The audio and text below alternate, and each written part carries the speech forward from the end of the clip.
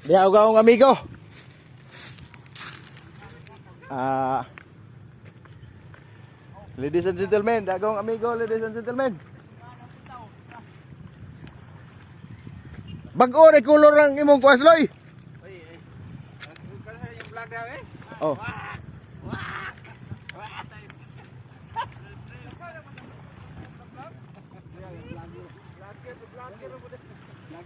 Ingog nga sumbe nga vlogger malagi. Dahil ning dunggo gikan na nangawil. Ang isda buntag sayo alas 5.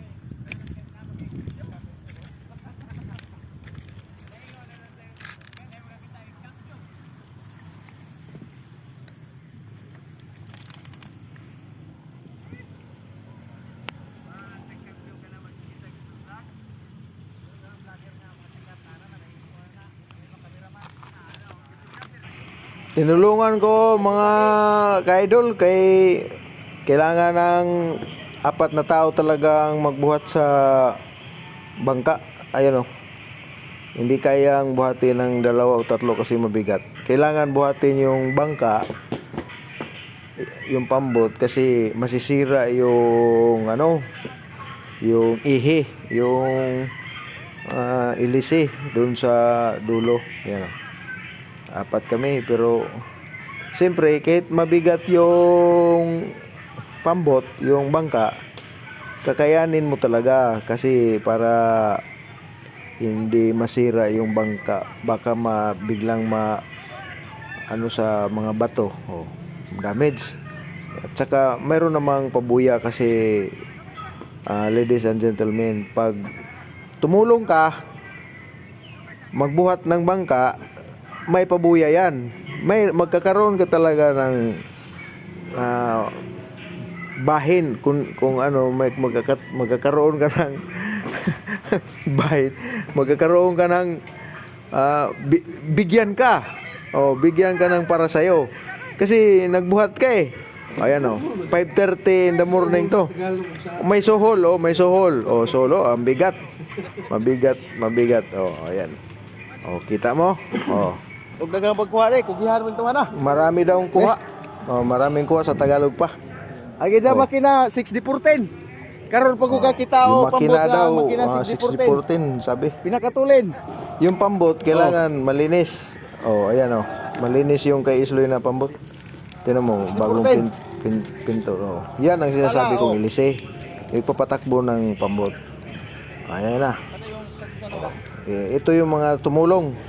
Kapo guys, magkakaroon kami ng magkakaroon kami ng sohol. Yan mag-alas 6 na ng umaga. Yun, may isang pamboto, ang bilis. 60/10 din na yung makina. Taga taga San Juan yun. Matulin matulin yung pambot. Arang tulin na. Mabilis matulin.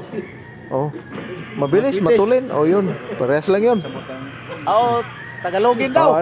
Yung makina 60/10. Matulin. Kaya, mabilis. Words ke? Mag-alas 6 na ng umaga. Ganun ba?